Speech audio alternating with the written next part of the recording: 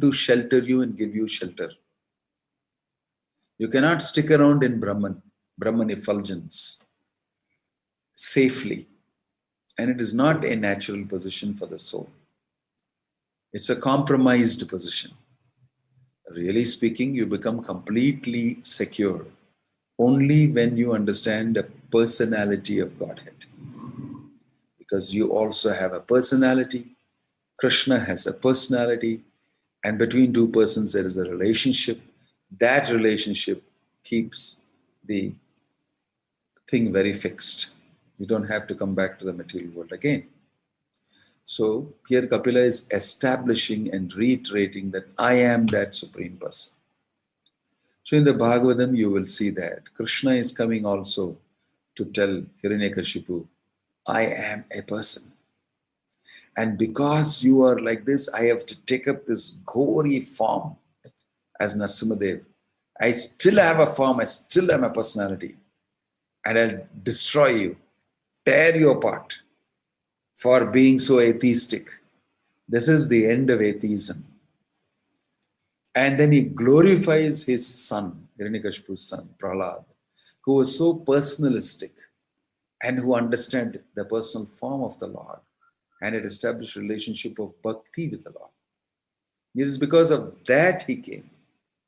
And simultaneously, it was proven to Hiranyakashipu as to who really is that reality. That reality is a person.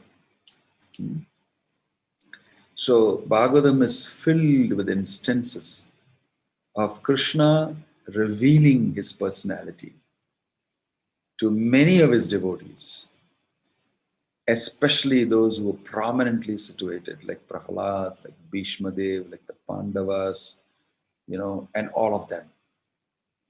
He reveals himself to them with an established relationship with them. And then he shows to all the others how it is supreme and wonderful to have a relationship with the absolute truth who is a person.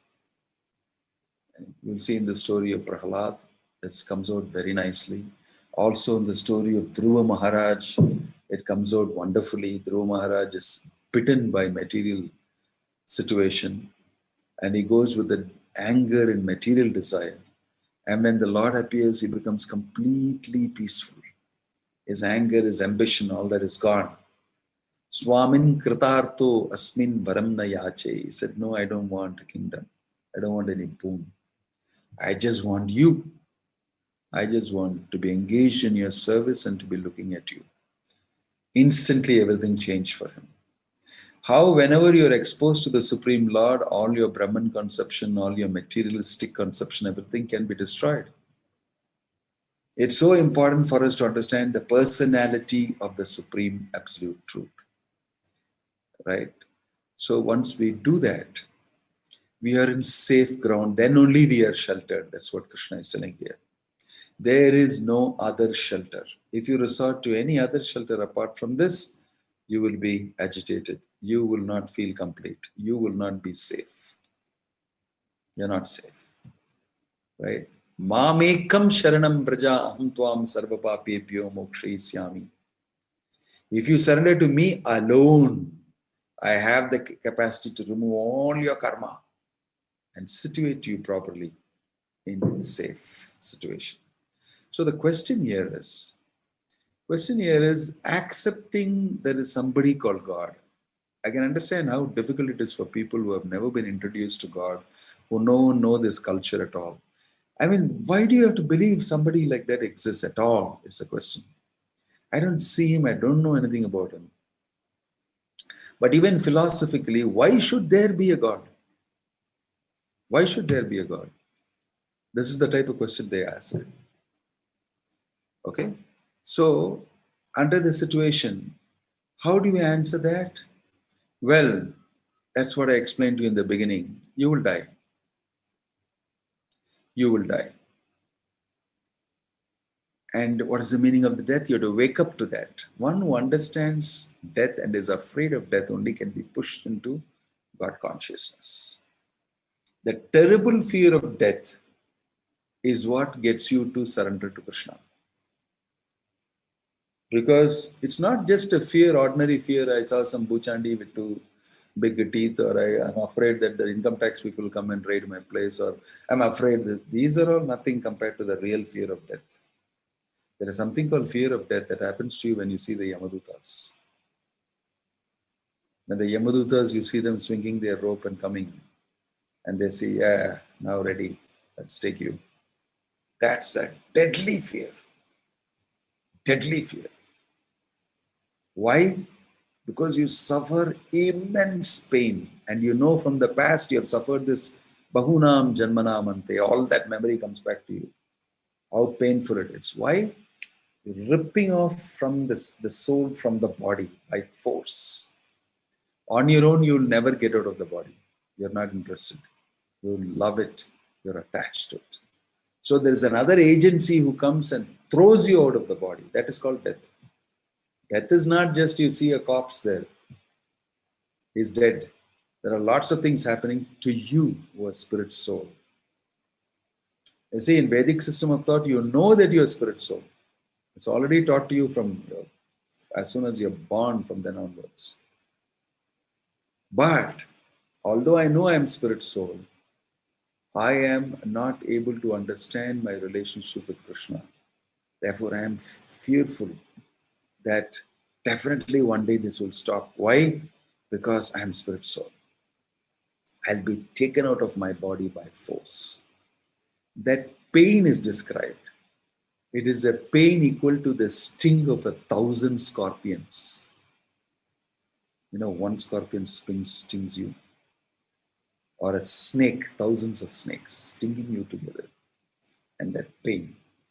Now, when this description is given to you, in the Vedic literature it is given, you will definitely be afraid of death. In the modern science, in the modern world, people don't describe what death is to you. It's painful, actually. Very, very painful. Emotionally, physically, spiritually. In all ways, it is painful. So don't think it is an ordinary event. You don't know what death is. Once you get to know what death is, you'll be afraid of death. As we see people going to the hospital and dying in the hospital with coronavirus, we wake up to the reality. We are willing to take precautions. I found that in corona, the most important thing about making people wear masks and making them have social distance is the fear of catching it and dying. Because a lot of people are dying. It's not a very small percentage. It's pretty big. A lot of people, nearly 5% of the people are dying. Anything from between 3 to 5% of the people are dying who catch it. So it's not a small percentage to say, oh, the probability is very less. No. No. So once you know that, the next thing is, I don't want to be part of the 5%. I should take precautions. But it is only the devotees who don't take precautions, in my opinion. Many of the devotees don't take precautions. I am spirit soul. I know Krishna's servant. I don't have to take precaution. Because anyway, I know I'm going to die one day. I don't mind dying fast. I'll chant Hare Krishna, go back to God, etc. They have a different, sometimes not mature, but pretty blind. And Prabhupada said, don't be foolish for that. Don't be foolish. Why do you go to the place that is infected? That powerful quote affected me very much. I'm keeping away from everybody. It says that it's foolishness to go inside an area where it is infected and knowing fully well you will get infected. It's foolishness. Don't think that Krishna is going to protect you, and don't test the protection of Krishna on you. So devotees have to know also how to actually look at this. You may not be afraid of death because you have knowledge that your spirit soul. But this does not mean that you will stop from suffering the pains of death, especially if you have not accomplished fullness in your devotion service. Don't think it will not happen to you. Prabhupada said these words. Seeing him on the bed, being carried for a bath, for passing in the toilet, for urine, totally dependent on his disciples. Prabhupada As he was struggling, he looked at his disciples and said, "Don't think this will not happen to you." Very important point. Ahanya hanyi bhutani gachanti gayamalayam. Don't think you will not die. Please don't think you will not die. It is coming for everybody. Everybody has to go through it.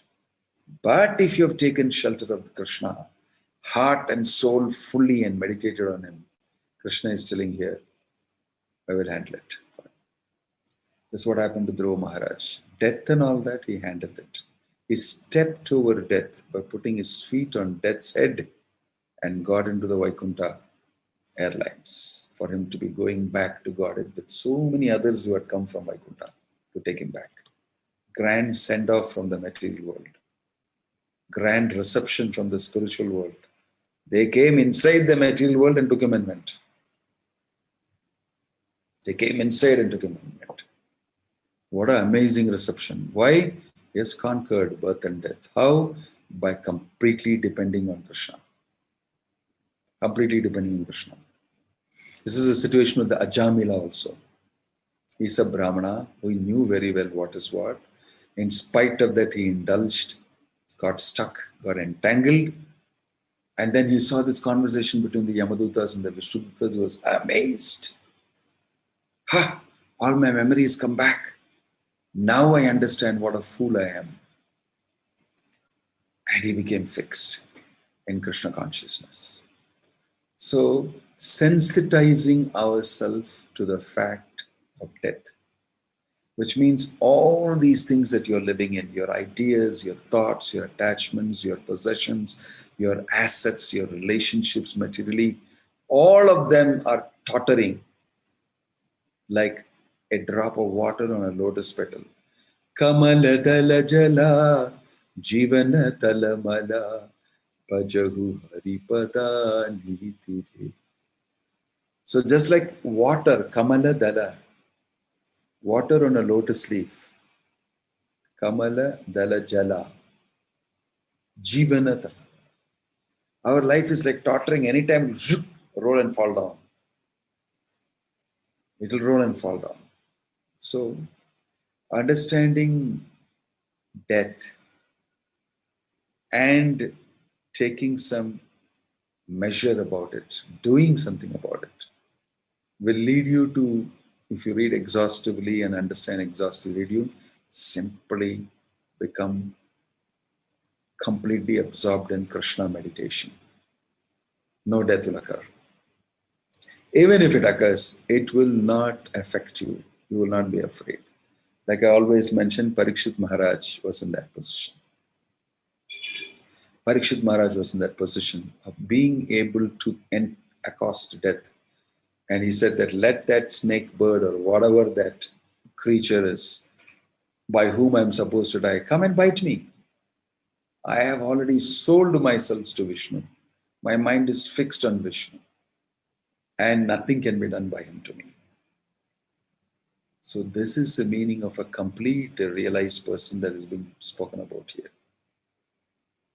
And it's okay. What's so death? I live forever, and I'm a servant of the Lord, and I'm already absorbed in the Lord. I'm just waiting for death to happen, and then I'm completely situated in the spiritual realm. But no birth, no death. Janma karma chame divyam tyaktava deham punarjanma naiti mameti so Arjuna. This is the greatness of serving Krishna and developing love for Krishna. What happens? You are fearless. To say this word fearless is one thing, to actually be in that situation and be fearless is another experience, completely different. So, you will see that the story of Gopinath Pattanayaka also, he was hung on the changa and swords were supposed to go inside him, impaling him. And Lord Chaitanya somehow put him in that position. And his family members were also imprisoned. And they were all asked to watch him being impaled so that they'll give back some money and all that.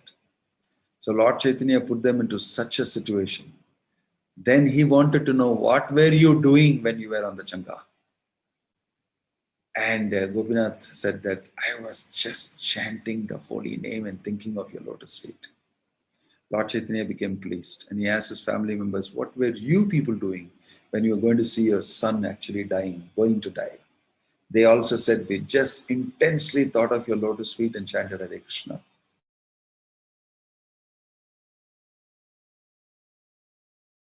Materially and spiritually. Because this is what God wants you to do. Take shelter of Him. You know what it means? Take shelter of Him. And don't think it is an ordinary statement made by Krishna.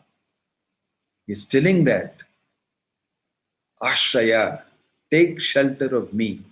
I am your father, I am your mother, I am everything for you. I am the only one who can provide for you and look after you. I'm the only one who has interest in you.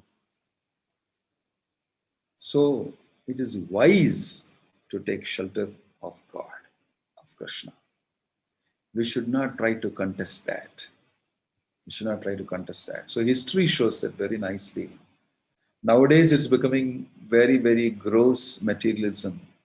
But previously, although there was materialism, it was kept under control because of the overwhelming understanding people had and knowledge that they had about the reality. Some extent it was definitely there. But nowadays, people have very less education on these things, and more of them are thinking about matter, material life, and how to get this, how to get that, and engaging themselves in all sorts of things. But they'll never engage themselves in devotional service to the Lord. The reason is that they are falsely thinking that this will give me shelter.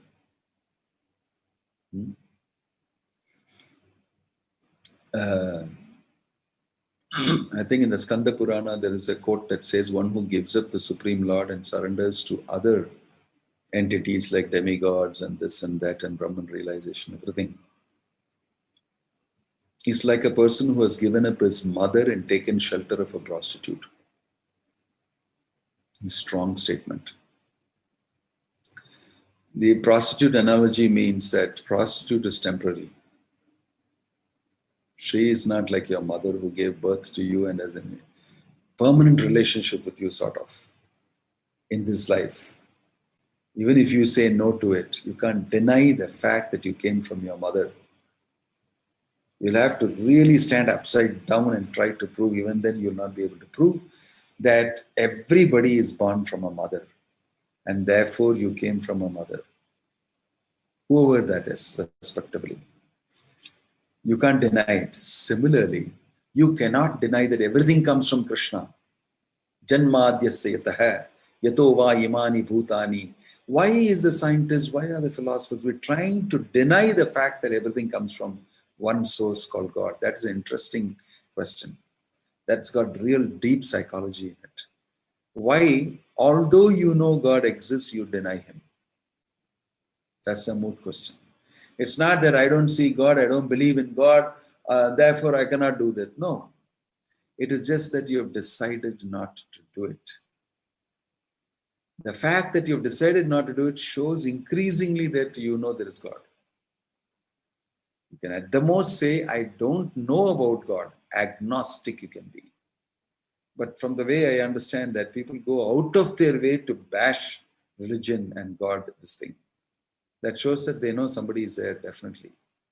They don't want Him to take the credit for everything. They want to keep the credit with themselves. Right? So, all great phenomena, all great laws, all great discoveries made in this world, being the first person to do it, puts you into a feeling that man can do it. Why do we need God to do it? Actually, it's getting some partition free or getting freedom and getting some GDP raised. This is not the goal of our life. Our goal of our life is to realize the absolute truth, Krishna. So, if we can understand very carefully what is death, I'm summarizing now. Who am I? How am I situated in this body?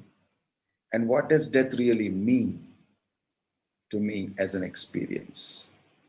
How I will teach this to others, and how I will actually get free from the holds of Maya. And therefore there will be no illusion of birth or death. So these are some moot questions that Prabhupada has raised. and I am trying to explain to you. Okay, any question or comment?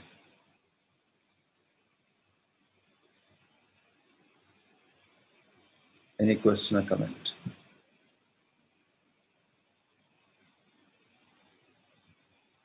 No questions. Okay, thank you. Hare Krishna. Jai Shri Prabhupada ki.